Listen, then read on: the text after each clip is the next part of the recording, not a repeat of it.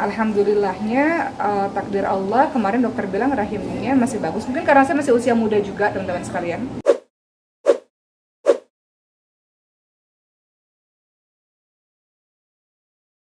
Dari anak-anak.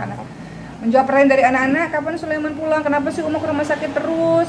Itu pertanyaan dari anak-anak ya. Jadi saya selalu bilang ya doain aja nak, doain aja, berdoa terus. Udah berdoa belum tadi gitu? Semoga Allah sembuhkan Sulaiman supaya Sulaiman cepat pulang. Dan anak-anak tahu tuh Maryam, Khadijah, Ibrahim, mereka tahu dan mereka selalu berdoa untuk Sulaiman. Gitu. Apa mungkin yang menguatkan Mbak Oki sendiri melihat ini kan serba pertama kali yang menguatkan Mbak Oki sendiri? Sebagai manusia biasa, sebagai seorang ibu, dibilang kuat ya pastilah pernah meluruhkan air mata, menangis. Suami juga begitu gitu. Suami saya tuh nggak pernah nangis lah teman-teman sekalian. Dalam 7 tahun pernikahan ini saya hampir tidak pernah melihat beliau menangis. Tapi di hari itu saya ingat banget di hari kedua kita di rumah sakit dan anak kita masih di NICU, suami saya menangis gitu. Dan saya cukup kaget juga karena selama ini kan beliau tegar, kuat gitu ya, tapi ternyata luruh juga air matanya ketika melihat anaknya di NICU gitu. Jadi ya kita saling menguatkan lah, itu support dari orang-orang sekitar. Saya menguatkan suami menguatkan saya, kemudian banyak teman-teman di sosial media yang menguatkan, yang mendoakan, yang saling berbagi cerita. Itu penting juga ya untuk merasa bahwa Masya Allah di luar sana banyak juga ya orang-orang yang mengalami apa yang seperti saya alami gitu.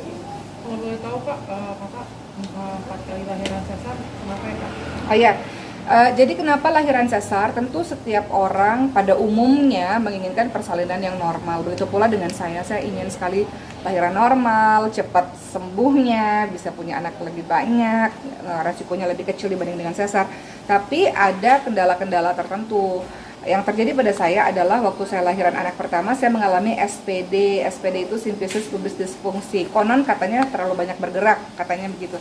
Tapi memang terlalu aktif sih ya dulu ya. Jadi menyebabkan di kehamilan 9 bulan saya nggak bisa berjalan sama sekali. Jadi saya harus pakai kursi roda, nggak bisa gerakin kaki. Itu menyebabkan harus sesar. Yang kedua jaraknya dekat, yang ketiga dekat, jadi harus sesar terus. Sampai yang keempat juga begitu. Nah, kemarin dari hasil operasi, saya tanya sama dokter, dok gimana keadaan rahim saya? Jadi dokter bilang rahimnya masih bagus gitu. Rahimnya bagus, jadi dokter tidak tidak melakukan apa-apa untuk rahim saya gitu. Jadi kalau banyak orang tanya, bisa ya sesar 4 kali gitu. Ketika saya tanya dokter mengatakan tergantung kondisi dari ibunya. Jadi setiap orang nggak bisa disamakan. Ada yang baru 1 kali sesar, ya kedua kalinya udah nggak bisa, atau 3 kali sesar udah nggak bisa gitu.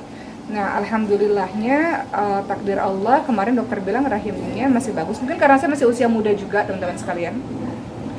Jadi beliau bilang asal nutrisinya tercukupi, gizinya baik untuk ibu, itu insya Allah masih bisa lagi. Jadi dokter bilang kemarin sebenarnya untuk saya itu sebenarnya masih bisa lagi untuk hamil lagi, tapi tunggu beberapa tahun lah seperti itu.